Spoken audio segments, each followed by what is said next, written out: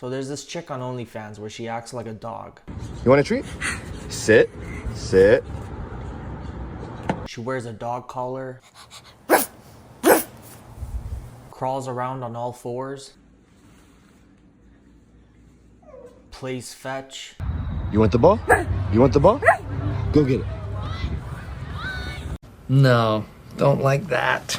Her major selling point is doing this in a provocative way. Adult-rated content, pandering to a specific niche market with this fetish. And over the course of a year, she's made over $1 million. $1 million. Oh, come on!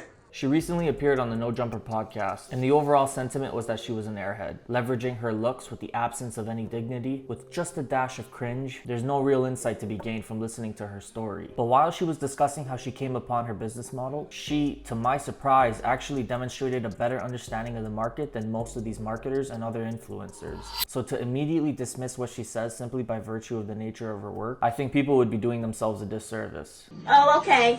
Yeah. Oh, okay. Specifically, she illustrates two understandings within her space that actually transcends OnlyFans and spills over into many different facets of business in general. Here's the hidden genius behind this cringe business model.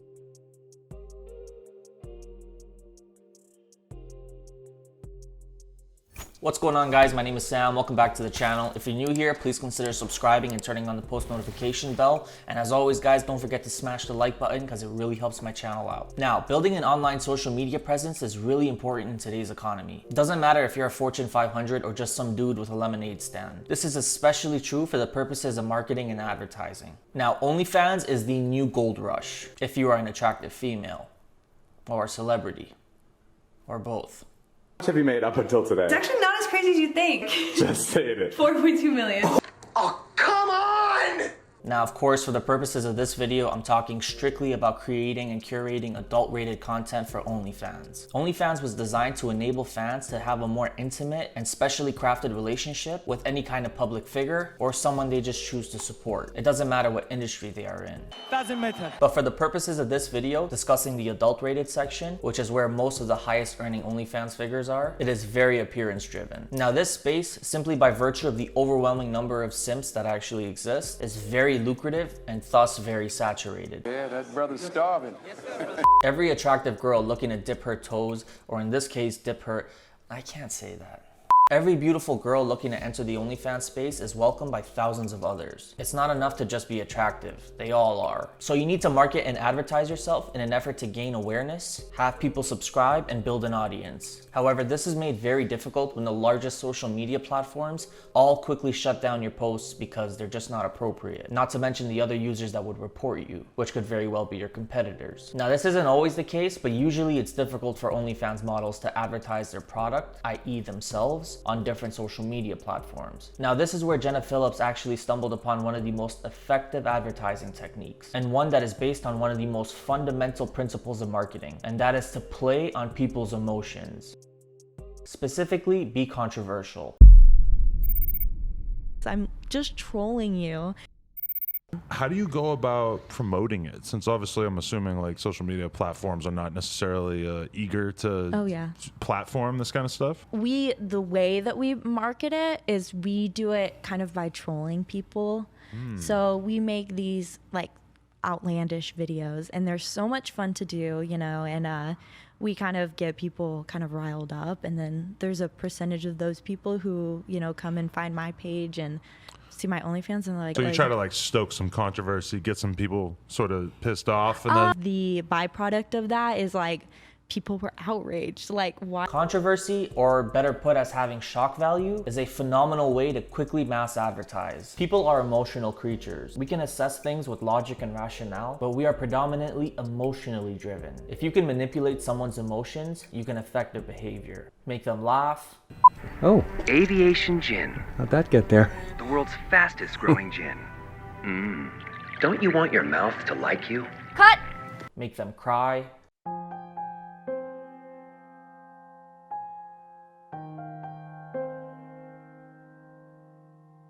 Make them scared.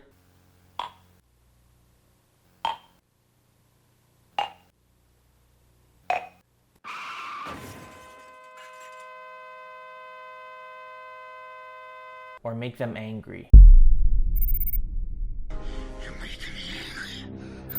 Anger might be the most charging emotion that drives someone. You don't need 50 million people to love you. You need 5 million people pissed. Emotion sells. Anger sells. Now, when you couple the fact that people are emotionally driven with being social beings, you unlock a very powerful tool. A headline with shock value that annoys or angers people will generally trigger a reaction. And this reaction can be people retweeting, sharing a post, sending it to their friends and family, expressing their opinions on social media platforms, and those efforts are then duplicated by those people that they share it to. And it becomes a rapid widespread of information. By triggering this reaction, you are essentially outsourcing the labor of mass advertising and marketing to the market itself. Tekashi 6ix9ine, an infamously controversial figure who had a meteoric rise to fame simply by virtue of the fact that he was very, very brash, outlandish, and had a larger-than-life image. Now, there were obviously more elements involved, but these were some of the primary pillars that really helped his meteoric rise to fame. While incarcerated, Tekashi 6ix9ine actually managed to secure a $10 million deal with a label, and many people anticipated the end of his career upon his release. No one was gonna listen to him or take him seriously anymore. But the very first song and music video he dropped after being released generated over 737 million views to date. 6ix9ine consistently challenges the status quo, and by encompassing a significant amount of shock value and triggering a reaction out of the audience, he is consistently able to keep himself relevant and has had a lot of success in what he does. Another example would be Colby Covington. Colby Covington was on the brink of being cut from the UFC despite being a very talented and skilled mixed martial artist. The reason being the fans all found him really boring. No one had a vested interest in seeing him win or lose. No one really cared. So on the brink of being cut from the UFC on his very last fight, after defeating Damian Maia, a Brazilian mixed martial artist, in Brazil, he yelled out to the crowd, I should have knocked him out. Brazil, you're a dog. All you filthy animals suck. I got one thing to say. Tyrone Woodley, I'm coming for you. If you don't answer the front door, I'm going to knock it in and I'm going to take what's mine. That welterweight belt. He did this to rile up the crowd, trigger a reaction from the mass public, and have people emotionally invested in seeing him lose. It doesn't matter if they were cheering for him or booing him. The fact was they wanted to see him. The result was not only Colby Covington not being cut from the UFC, but having his contract extended, and he went from earning a sub $30,000 base salary per fight to earning over $350,000 in his very next fight. Controversial, politically incorrect, cringe, annoying, triggering, whatever it is, as long as you have a vested interest, that translates into numbers. It's an effective marketing technique. None of the fans care about your fighting style. No one cares about your personality. So I knew I had to make a change. I had to do something that was going to get the fans involved, make it a circus, because this is the circus business, So I knew I had to make a change, and I had to do something drastic that was going to get the fans and everybody hyped up, and that's what I did. Whether you hate me or love me, you're going to tune in. Now, I don't like the term controversial because controversy can be many things, and it's usually never a good thing. Also, there's a very, very fine line between being irritating and triggering, enough to get people talking and emotionally invested, and downright awful, completely turning people away from you. That's why I don't feel controversy feels appropriate in this context. It kind of is controversial, but a more appropriate term would be something that encompasses shock value, being a calculated troll. Now, it's also worth mentioning that this may help quickly advertise your name and get your name and brand out there, but usually by leveraging this technique, the masses won't look too favorably at you. It's trading your name and image for quick financial benefit. Not always the case. I mean, the market is consistently evolving, but it's leveraging irritation, annoyance, and anger in order to drive traffic. In the case of Jenna Phillips, where the body of her work is very unique, shock value proved to be a very effective strategy. I made over $1 million. In a year. Yeah. Now, the second understanding of the market that she demonstrated was appreciating the value of a niche market. I don't think that these companies they understand that if you appeal to a super niche amount of people, even though it's super niche, there's millions of people who are willing to pay because they can't find it anywhere. So if you are able to tap into that sort of market and be able to do it well, you have millions and millions of dollars at your fingertips. Competition is fierce in that respective OnlyFans space. Everyone is fighting for a piece of that market. And I mean, it makes sense, there's proof of demand. But for every high earner in the adult-rated OnlyFans space, there are many more who are attractive and capable, but aren't earning nearly the same.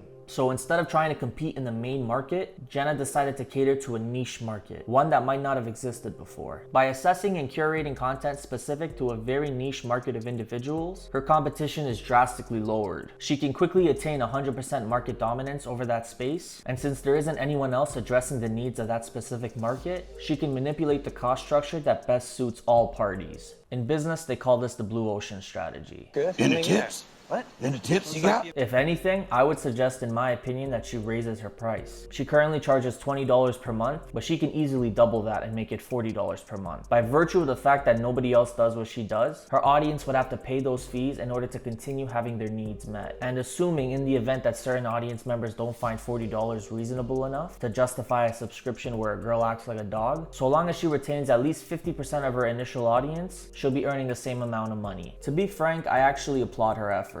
Outside of the nature of her work and her entire business model, which is a completely separate conversation altogether, the framework that Jenna uses proves to have merit. Now, whether she strategically orchestrated the entire framework or just happened upon it by chance, I still think it's appropriate to give credit where credit is due. Also, this video is by no means designed to pass any kind of judgment to her or her audience. Do you, fam? But this is just highlighting the science behind some of her techniques and potentially some of her success. Now guys, from planning and scripting, filming, watching the footage, realizing that it's not good enough, completely scrapping the whole thing and realizing you wasted 3 to 5 hours, re-scripting the entire thing, refilming all of it, and then editing and uploading the video, a ton of effort and a ton of time goes into these videos where I try and make sure that I can provide as much value to you guys in a very entertaining and easily digestible way. And all I ask in return is for you guys to smash that like button, subscribe to the channel with bell notifications on. It's 3 quick clicks for you guys, but it really helps my channel out. That being said, I appreciate you guys watching this video all the way to the end. Leave a comment down below, and I'll see you guys in the next one.